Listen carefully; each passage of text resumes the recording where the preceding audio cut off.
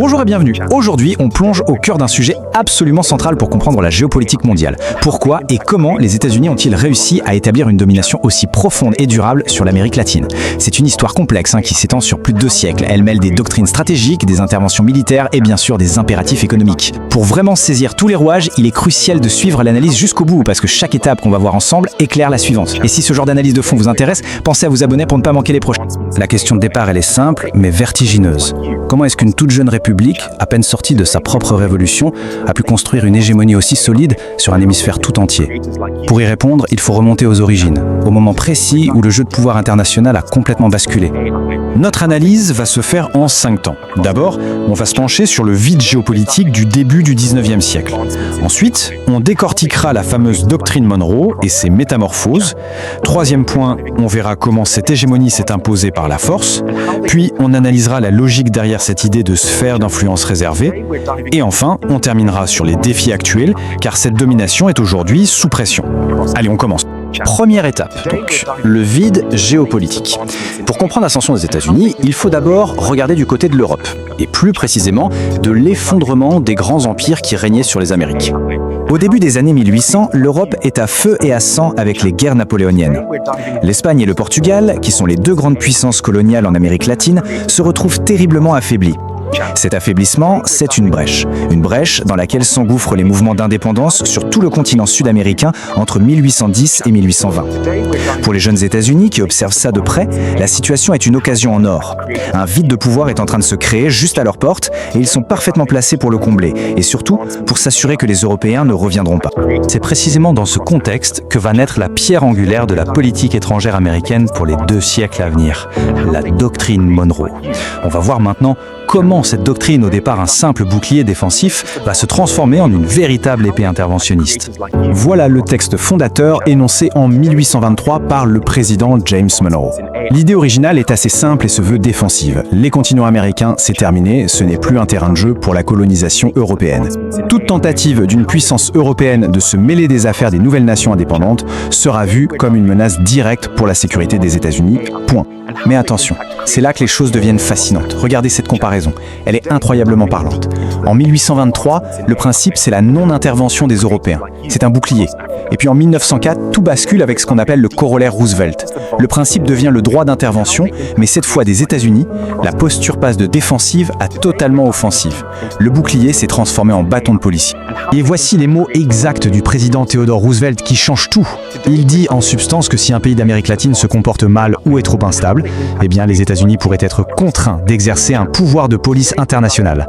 C'est une réinterprétation complète qui va justifier des décennies d'interventions militaires américaines directes, officiellement pour maintenir l'ordre, mais en réalité pour protéger les intérêts de Washington. Alors, on a vu la doctrine, mais en pratique, sur le terrain, comment ça se passe? Comment est-ce que cette hégémonie a été imposée concrètement? La réponse est assez directe, par la force. Ce chiffre, il est éloquent. Plus de 41. C'est le nombre de fois où les États-Unis sont intervenus militairement en Amérique latine entre 1898 et 1994. Intervenir, ça veut dire quoi? Ça veut dire changer des gouvernements, écraser des mouvements populaires ou simplement protéger par les armes les entreprises américaines. C'est une démonstration de force, répétée encore et encore.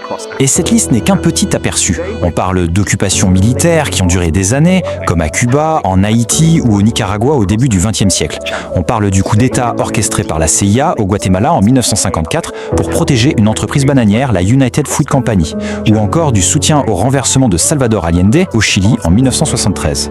À chaque fois, le but est le même, installer ou maintenir au pouvoir des régimes amis, des régimes qui servent les intérêts de Washington. D'accord, il y a la force, mais derrière la force, il y a toujours une logique stratégique. Quelle est-elle? Pourquoi cet acharnement à vouloir contrôler tout l'hémisphère occidental? Le concept clé, le logiciel qui explique tout ça, c'est ce qu'on appelle le déni stratégique.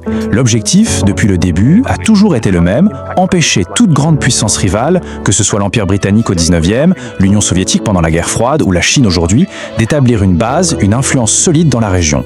L'hémisphère occidental doit rester une zone sûre, un arrière stratégique pour les États-Unis. Et la raison est fondamentale d'un point de vue géopolitique. Si on a un voisinage stable et contrôlé, on n'a pas à s'inquiéter de menaces directes à ses frontières. Et ça libère d'énormes ressources militaires et diplomatiques pour pouvoir agir partout ailleurs dans le monde.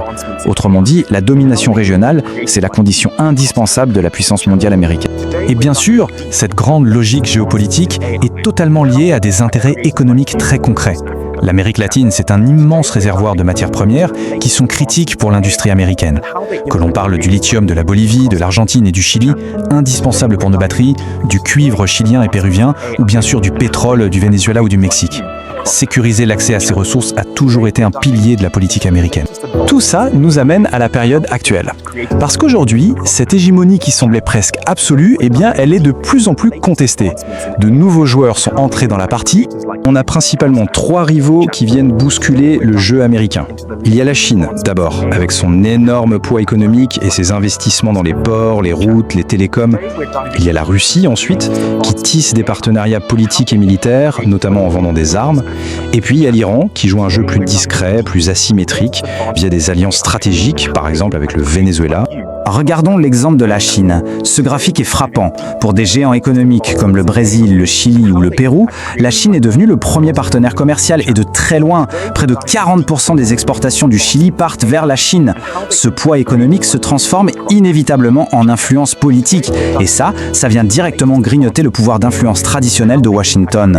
Alors, forcément, face à ces nouveaux défis, la réaction américaine s'est durcie. Les stratégies de sécurité nationale récentes ont marqué un retour à une version beaucoup plus agressive de la doctrine Monroe. Certains analystes appellent ça le corollaire Trump. L'idée est simple, réaffirmer sans gants le droit des États-Unis de contrôler l'hémisphère, que ce soit politiquement, économiquement ou militairement, pour repousser ces influences étrangères. Certaines analyses prospectives qui se basent sur cette nouvelle doctrine plus dure vont même jusqu'à envisager des scénarios d'intervention directe.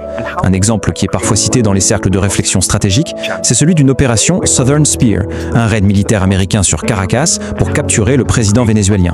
Attention, ce n'est qu'une hypothèse de travail, mais elle illustre bien jusqu'où cette nouvelle posture pourrait mener. Un retour brutal à l'interventionnisme pour restaurer la prééminence américaine par la force. Donc, si on devait résumer toute l'architecture de cette hégémonie, on pourrait le faire en 4 étapes. 4 actions clés. Premièrement, saisir le vide de pouvoir laissé par l'Europe. Deuxièmement, codifier cette ambition dans une doctrine, la doctrine Monroe. Troisièmement, projeter la force pour imposer cette doctrine sur le terrain. Et enfin, quatrièmement, sécuriser la zone pour en faire une arrière-cour stratégique et économique.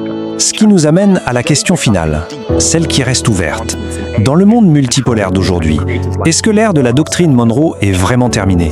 Ou est-ce qu'elle est simplement entrée dans une nouvelle phase, beaucoup plus disputée, beaucoup plus instable?